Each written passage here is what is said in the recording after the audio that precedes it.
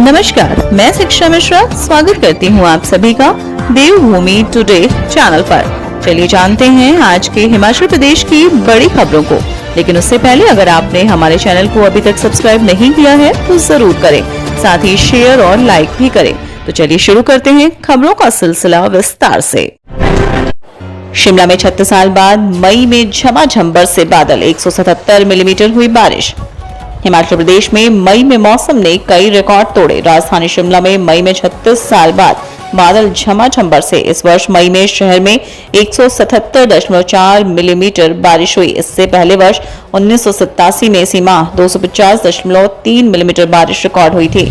इस वर्ष मई के अधिकांश दिनों में शिमला में बारिश का दौर जारी रहा। वहीं मई में धर्मशाला में पहली बार सबसे कम न्यूनतम पारा 8.4 डिग्री सेल्सियस दर्ज हुआ। प्रदेश के कई क्षेत्रों में शनिवार को भी बारिश का येलो अलर्ट जारी हुआ है। शुक्रवार को प्रदेश के अधिकांश क्षेत्रों में हल्के बादल छाए रहने के साथ धूप खिली। बीते दिनों से जारी बारिश से शुक्रवार को कुछ राहत मिली। राजधानी शिमला में शाम 6 बजे के दौरान बूंदाबांदी हुई। शुक्रवार को प्रदेश के अधिकतम तापमान में सामान्य से 10 डिग्री की कमी दर्ज हुई।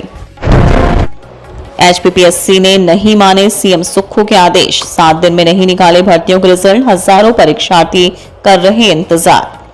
हिमाचल में सीएम सुखविंदर सिंह सुक्खू के आदेशों के बाद भी विभिन्न पोस्ट कोड की भर्ती परीक्षाओं के रिजल्ट नहीं निकाले जा रहे हैं। सीएम ने 11 मई को Himachal Pradesh public service commission को 7 दिन के भीतर उन पोस्ट कोड का रिजल्ट निकालने के निर्देश दिए थे जो विजिलेंस जांच के दायरे से बाहर है। लेकिन 3 सप्ताह बाद भी रिजल्ट नहीं निकाला गया। इससे नौकरी के इंतजार में बैठे हजारों बेरोजगार परेशान हैं, क्योंकि बीते साल विधानसभा चुनाव की वजह से लगभग 2 महीने तक लगी आदर्श चुनाव आचार संहिता के कारण रिजल्ट नहीं निकाला जा सका। राज्य में जब सत्ता परिवर्तन हुआ तो इसके बाद अधीनस्थ चयन सेवाएं आयोग हमीरपुर में पेपर लीक स्कैम सामने आया। 6 माह से अवरुद्ध पड़ा प्रदेश का काम, 3 माह में कांग्रेस ने लिया 6000 करोड़ का ऋण। नेता प्रतिपक्ष एवं पूर्व मुख्यमंत्री जयराम ठाकुर ने कुल्लू में कहा कि सूबे में 6 माह से काम पूरी तरह से अवरुद्ध पड़ा है। जो काम चल रहे हैं वह केंद्र सरकार के प्रोजेक्ट है। भाजपा ने 2 साल में 5000 करोड़ और कांग्रेस ने 3 माह में 6000 करोड़ रुपए का ऋण लिया है। साल 2017 में जब भाजपा आई तो कांग्रेस 50,000 करोड़ का ऋण छोड़कर चली गई थी। मुख्यमंत्री को व्यवस्था परिवर्तन की बात को छोड़ देना चाहिए। सड़कें, पुल और भवनों का निर्माण अभी तक वही का वही है। नौकरी तो दूर, 5000 से अधिक आउटसोर्स कर्मचारियों को घर भेज दिया गया है। हिमाचल भवन और सदन दिल्ली चंडीगढ़ में अब सभी के लिए कमरे का किराया 1200 रुपए तय। हिमाचल भवन व सदन दिल्ली के साथ हिमाचल भवन चंडीगढ़ में अब सभी के लिए कमरों का किराया 1200 रुपए तय कर दिया गया है। इस संबंध में राज्य सरकार की तरफ से शुक्रवार को अधिसूचना जारी कर दी गई। प्रदेश में मुख्यमंत्री, उप मुख्यमंत्री सहित मंत्रियों और विधायकों को हिमाचल भवन, हिमाचल सदन का अब किराया 1200 देना होगा। सांसदों, निगमों, बोर्डों के अध्यक्षों, उपाध्यक्षों, हिमाचल सरकार के कर्मचारियों व अधिकारियों, हाई कोर्ट के न्यायाधीशों के लिए भी यह व्यवस्था होगी। हिमाचल भवन दिल्ली, चंडीगढ़ और हिमाचल सदन दिल्ली में एक कमरे का 250 रुपए और 500 रुपए से बढ़ाकर 1200 रुपए किया गया है। किसान की बेटी ने खेलो इंडिया गेम्स में झटका सिल्वर मेडल। इंदौरा के किसान रमेश सिंह की बेटी Radhika Katoch Himachal Pradesh weight lifting association की तरफ से गौतम बुद्धा यूनिवर्सिटी दिल्ली स्थित नोएडा में हो रहे खेलों में प्रदेश का प्रतिनिधित्व कर रही है। इस बार राधिका का चयन खेलो इंडिया यूनिवर्सिटी गेम्स में 81 किलोग्राम भार वर्ग में हुआ और उसने 178 किलोग्राम भार उठाकर सिल्वर मेडल जीतने में सफलता प्राप्त की। इंदौरा कॉलेज के शारीरिक शिक्षा विभाग के associate professor doctor Ashwani Awasthi, जिन्होंने हाल ही में अंतर्राष्ट्रीय स्तर पर कोरिया में हुई हैमर व डिस्क थ्रो प्रतियोगिता में क्रमशः गोल्ड व सिल्वर मेडल प्राप्त किया था, वह राधिका के कोच हैं। इससे पहले भी राधिका राज्य व राष्ट्रीय स्तर की भारोत्तोलन प्रतियोगिताओं में अपना जौहर दिखा चुकी है। वहीं वह all India inter university weight lifting championship में भारत के सुपर 8 भारोत्तोलकों में चयनित हुई थी और अब पूरे देश में दूसरा स्थान हासिल किया है। नकली होलोग्राम और मार्का स्टिकर शराब मामले में मुख्य आरोपी गौरव ऊना से गिरफ्तार। नकली होलोग्राम व मार्का स्टिकर शराब मामले में मुख्य आरोपी गौरव मिन्हास को हिमाचल प्रदेश के ऊना शहर से शुक्रवार शाम को पुलिस ने गिरफ्तार कर लिया। अब इस मामले में कई बड़े खुलासे होंगे। ऊना पुलिस की टीम गौरव को दबोचने के लिए पालमपुर, पठानकोट और जम्मू में डेरा डाले हुए थी। आरोपी को शनिवार को अदालत में पेश कर पुलिस रिमांड पर लिया जाएगा। इस मामले में पहले से गिरफ्तार 2 आरोपियों ने शराब गौरव से लेने की बात कही थी। इसके बाद से ही पुलिस की जांच आगे बढ़ी थी। मामला उजागर होने के साथ ही गौरव फरार हो गया था। गौरव की मंडी में जहरीली शराब मामले में भी मुख्य आरोपी गौरव मिन्हास जमानत पर चल रहा था। ऊना पुलिस उसकी जमानत रद्द करवाने के लिए हाईकोर्ट जा रही थी। चौतरफा बढ़ते दबाव के बीच गौरव ऊना में पुलिस के हत्थे चढ़ गया। इस मामले में यह तीसरी गिरफ्तारी है। हालांकि इस मामले में और गिरफ्तारियां होना। राशन डिपो में 37 रुपए सस्ता हुआ सरसों तेल, सुक्खू सरकार ने लाखों उपभोक्ताओं को दी राहत। हिमाचल प्रदेश के सरकारी राशन डिपो में मिलने वाले सरसों तेल के दाम 37 रुपए कम हो गए हैं। जुलाई में 110 रुपए प्रति लीटर के हिसाब से तेल मिलेगा। हालांकि इस माह उपभोक्ता 147 रुपए प्रति लीटर के हिसाब से ही तेल खरीद सकेंगे।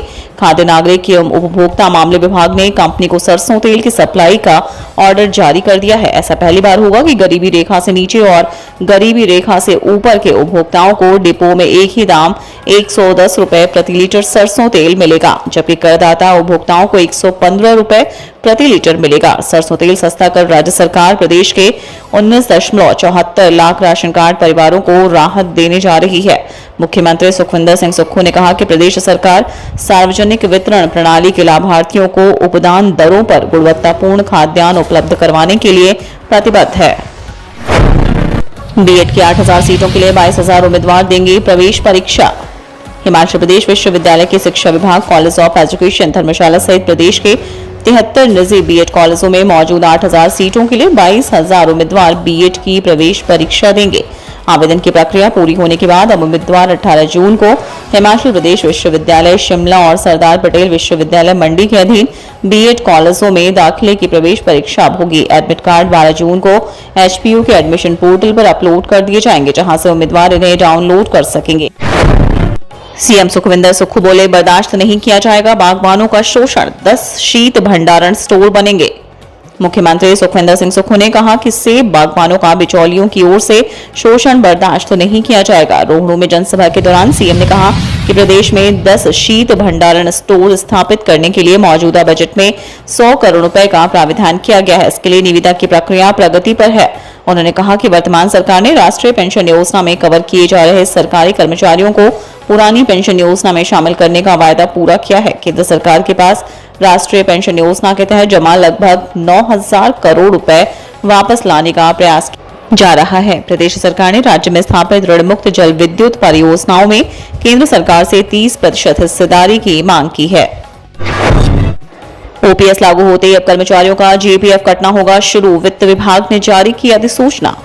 हिमाचल प्रदेश में पुरानी पेंशन योजना लागू होते ही अब कर्मचारियों का जीपीएफ कटना शुरू हो जाएगा। शुक्रवार को वित्त विभाग की ओर से इस बाबत अधिसूचना जारी कर दी गई है। प्रदेश में 20 वर्ष के बाद पुरानी पेंशन योजना को बहाल किया गया। इसके साथ ही जनरल प्रोविडेंट फंड कटौती का रास्ता भी साफ हो गया है। इसके लिए सरकार की ओर से नियमों में संशोधन किया गया। अब 15 मई 2003 से वर्ष 2023 के बीच नौकरी लगे करीब 1.36 लाख कर्मचारियों को जीपीएफ की सुविधा मिलनी शुरू हो जाएगी। प्रदेश सरकार ने वर्ष 1960 में बने नियमों को जीपीएफ कटौती के लिए प्रभावी किया है। नए भर्ती होने वाले कर्मचारियों पर भी यह नियम प्रभावी होंगे। वित्त विभाग की ओर से जीपीएफ कटौती के लिए हिमाचल प्रदेश संशोधित नियम 2023 लागू करने की अधिसूचना जारी की गई है। प्रदेश में पुराने पेंशन बहाली के बाद कर्मचारियों को ओपीएस के अलावा एनपीएस का विकल्प चुनने का विकल्प भी खुला रखा गया है। इसके लिए 2 माह का समय दिया गया है। तो ये थी आज के हिमाचल प्रदेश की प्रमुख खबरें। अगर वीडियो आपको पसंद आई हो तो लाइक, शेयर और सब्सक्राइब जरूर करें।